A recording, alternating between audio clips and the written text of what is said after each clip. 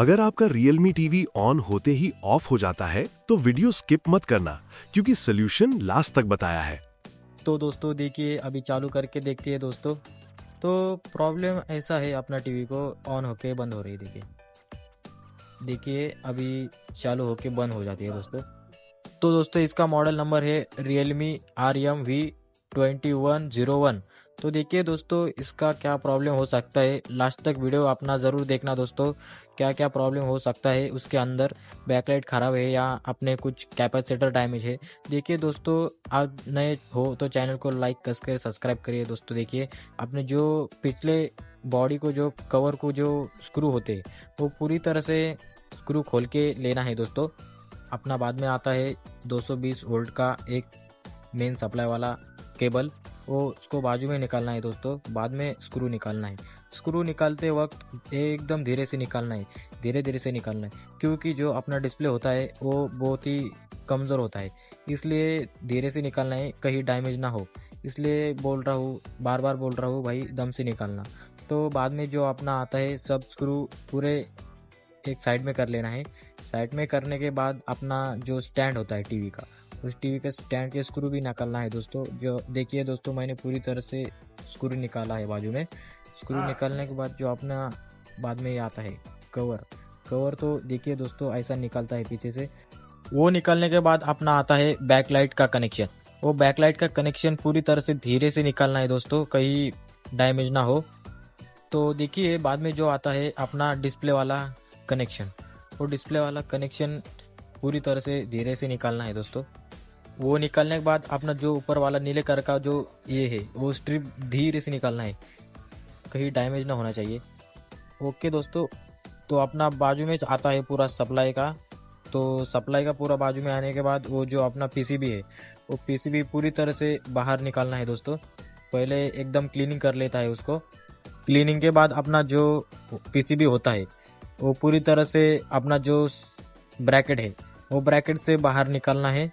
ये देखिए यहाँ पे लॉक है, लॉक के थोड़ा ऊपर लेना है। देखिए दोस्तों, निकल गया है। ये भी एक लॉक है, निकल गया है। देखिए दोस्तों, ऐसे पूरी तरह से जितने जितने लॉक है, स्क्रू है, स्क्रू निकालना है दोस्तों। स्क्रू निकालने के बाद जो अपना पीसीबी है वो पूरी तरह से बाहर निकल जाता है। निकलने के बाद अपना जो क्या प्रॉब्लम है वो पूरी तरह से चेक कर लेते हैं दोस्तों। निकल गया है पीसीबी। आप देखिए दोस्तों, पीसीबी अपना बाहर निकला है। तो निकालने के बाद जो ऊपर का जो धूल है, धूल एक ब्रश लेना है, जो अपना कलर वाला ब्रश होता है, वो निकाल के उसको धूल निकालना है।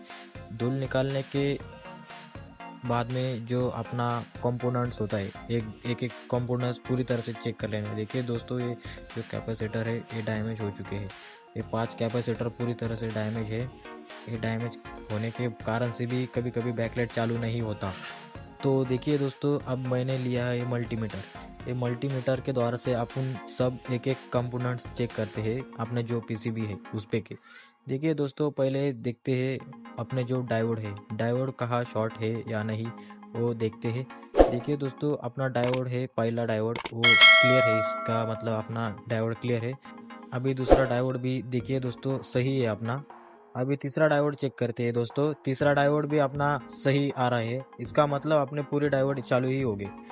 अभी देखिए दोस्तों, अपना डायोड पूरे चालू है, इसका मतलब अपने जो कैपेसिटर है 5, वो साइड वाले, वो भी ख़राब हो गए।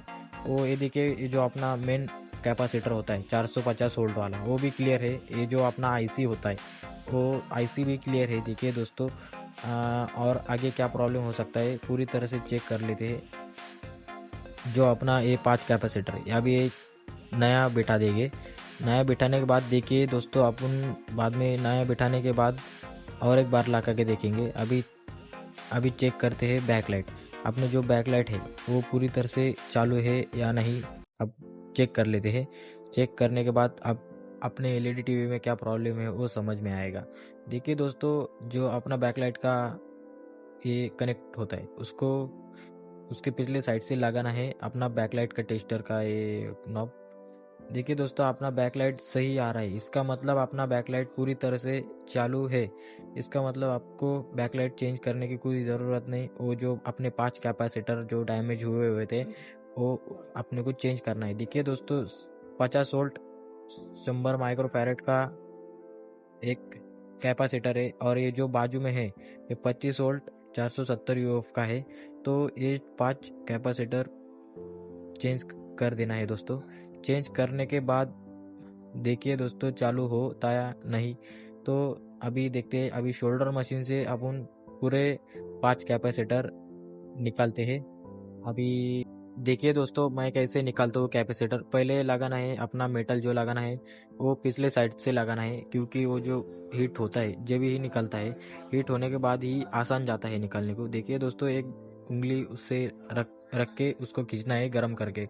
गरम करने से खींचने से वो देखिए दोस्तों निकल गया अपना कैपेसिटर। तो पूरी तरह से तीनों भी वैसे ही निकालना है मेटल लगा के। अभी देखिए दोस्तों मैं दूसरा ही निकाल के बताता हूँ आपको, क्योंकि आपको आसान जाने का प्रयास करता हूँ। देखिए दोस्तों पूरी तरह से निकल रहा है, दूसरा भी निकल गया है।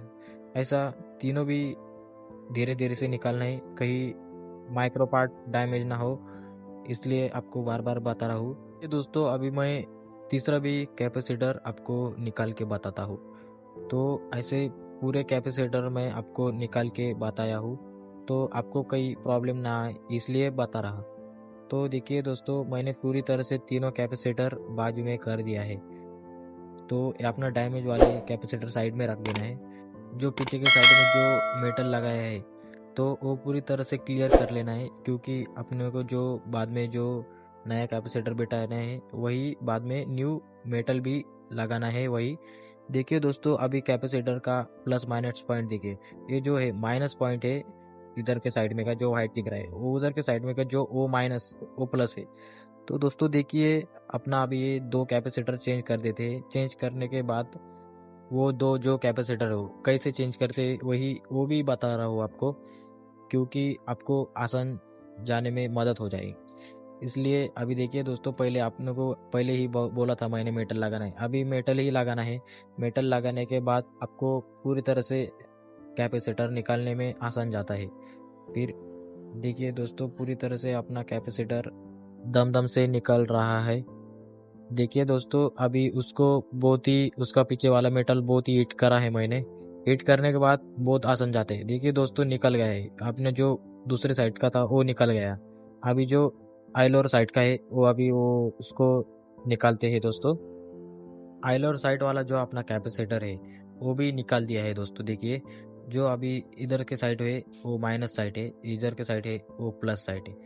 देखिए दोस्तों जो आपने डैमेज वाले कैपेसिटर है तो वही रेंज के नवीन कैपेसिटर लेना है दोस्तों। देखिए दोस्तों मैंने लिया है 25 वोल्ट 470 यूएफ। देखिए दोस्तों जैसे अपने पहले जो कैपेसिटर थे वही लेना है, अलग अलग ना हो इसलिए। देखिए दोस्तों पहले क्या करना है, इसको मेटल लगाना है।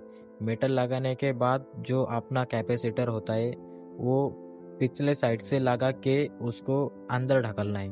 पहले क्या करना पड़ता है, सब जगहों पे अपना जो जो कैपेसिटर निकाला है वही मेटल लगा के लेना है, क्योंकि बाद में प्रॉब्लम नहीं आती दोस्तों।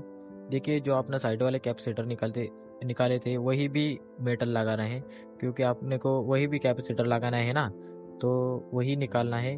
तो देखिए दोस्तों अभी मैं न्यू कैपेसिटर निकालता हूँ। तो दोस्तों देखिए अपना जो कैपेसिटर है ऐसा लगाना है, ऐसा लगाने के बाद में इसको हिट करना है, तो वही आसान जाता है, नहीं तो बहुत हर्ट जाता है, लगता नहीं जल्दी। देखिए दोस्तों मैं पूरी तरह से कैपेसिटर पहले एक लगाया अभी एक लगा रहा हूँ, तो बाद में प्रॉब्लम नहीं आता। सब कैपेसिटर मैंने जैसे बोला है आपको वही ट्रिक से लगाना है, क्योंकि गलती से अलग अलग साइड से प्लस माइनस उल्टा सुल्टा लग गया तो अपना किट जो उसमें और पार्ट्स डैमेज हो जाते हैं। जो बाद में आता है अपना पीसीबी फिटिंग। देखिए दोस्तों मैंने पीसीबी फिटिंग कर लिया है और ये जो अपना डिस्प्ले वाला स्ट्रिप होता है वो भी लगा लिया है दोस्तों। देखिए पूरी तरह से मैंने लगा दिया है। तो जो अपना ये होता है बैकलाइट वाला सप्लाई वही लगाया है। और देखिए अपना जो पिछले वाला कवर है वो लगा के एक बार चालू करके देखते हैं। चालू करने के बाद अपना प्रॉब्लम सॉल्यूशन हुआ है या नहीं वो पता करते हैं दोस्तों। देखिए दोस्तों अपना डिस्प्ले पूरी तरह से आ चुका है, तो अपना प्रॉब्लम सिर्फ कैपेसिटर में ही था।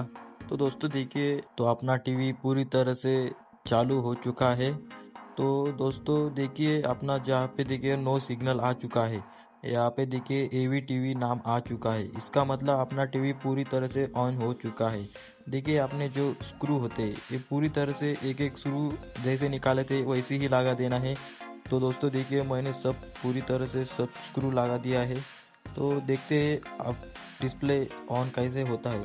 देखिए दोस्तों अपना डिस्प्ले आ चुका है, रियलमी नाम आ चुका है। देखिए दोस्तों ऐसे न्यू वीडियो देखने के लिए चैनल को लाइक करके सब्सक्राइब कर दिए।